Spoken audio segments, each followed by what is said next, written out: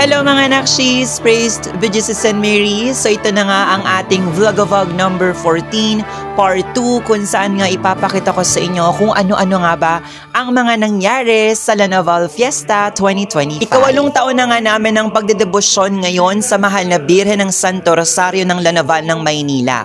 Pero mula noong 2018 hanggang ngayon 2025, wala pa ring pagbabago sa nararamdaman namin. Excited pa rin kami. Nagulat nga ako sa bata na to na nakasuot nga ng 5th Gen Miraculum de Maria shirt.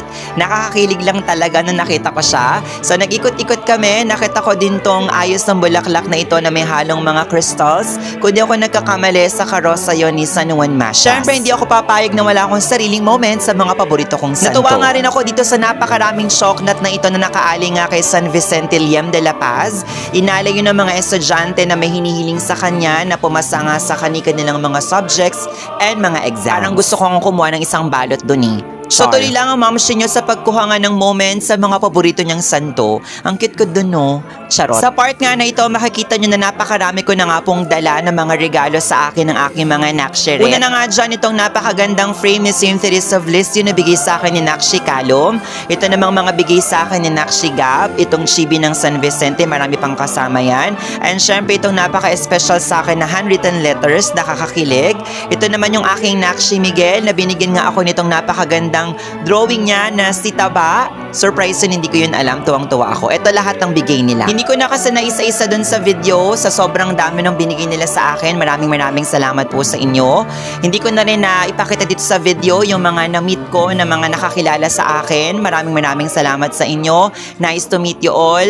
So yun, nakaka-overwhelm. Grabe. Nagmas nga din kami after ng banal na misa ay nalabas na nga ang prosesyon. Dito kami nalagay sa may bandang bago lumabas ng pinaka-main door. Dito nagaya itong friend ko na si Geraldine kasi sabi nga niya hindi maganda yung weather. So ayan na nga, umulan na nga po ng malakas sa labas. Tama lang din talaga yung desisyon namin na wag na lumabas ng church kasi nga yung ulan ay magkakaroon, mawawala, lalakas, hihina. So para safe na lang din kami mabasa ng ulan at huwag magkasakit.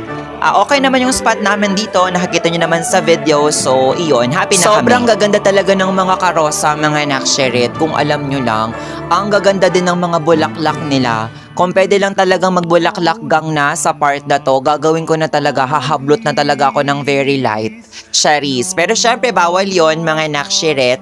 Kailangan magbubulaklak gang tayo after na ng procession tapos magpapaalam. Eto na nga mga nakshis, ang Nuestra Señora del Santísimo Rosario de la Naval de Manila. Grabe, napakaganda niya sa personal.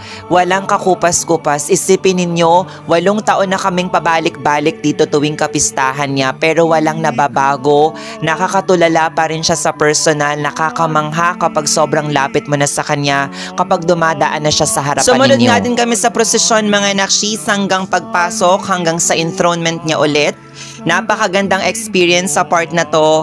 Pagod na kami dyan, pero laban para sa mahal na Birheng Maria. Gusto ko sanang mapanood ng live as in harap-harapan yung pag-enthrone sa kanya, pero sobrang kapal ng tao sa loob ng simbahan as in hindi ko na po kaya yung sikip at yung init. Kaya sa monitor na lang namin siya pinanood. So yun na lahat mga nakshis, ang kabuuan nga ng vlog number 14. Sana nag-enjoy kayo hanggang sa susunod na vlog. Salamat!